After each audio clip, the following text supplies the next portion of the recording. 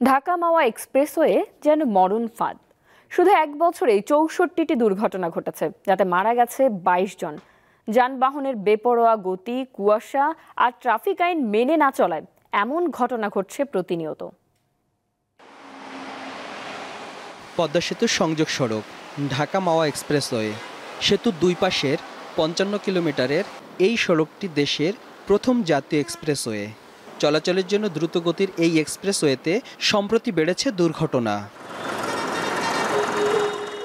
গত ২৭ December এক্সপ্রেসওয়ের Dhaleshwari toll প্লাজায় বেপরোয়া গাড়ি চাপায় ৬ জন নিহত হয়, আহত হয় আরও ৫ জন।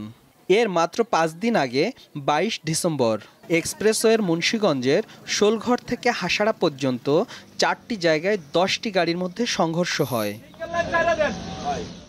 গত বছরের ২২ ডিসেম্বর থেকে চলতি বছরের ২৭ ডিসেম্বর পর্যন্ত ৬৪টি দুর্ঘটনা ঘটেছে।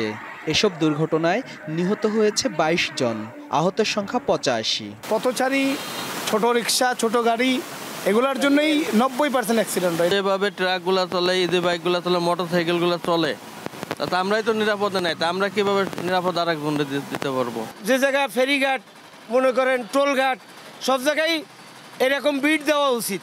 হাইওয়ে পুলিশ বলছে এক্সপ্রেসওয়েতে নিয়মিত টহল জোরদার করা হয়েছে।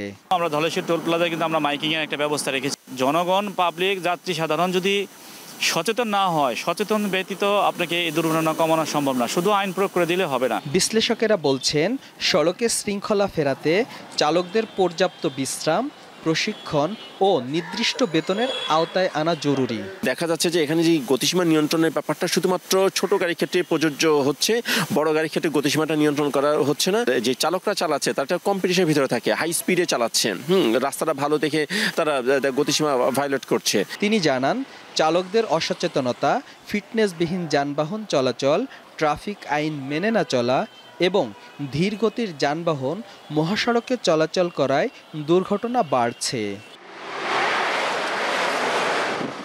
সোহাগ আহমেদ, দীপ্ত সংবাদ, ঢাকা।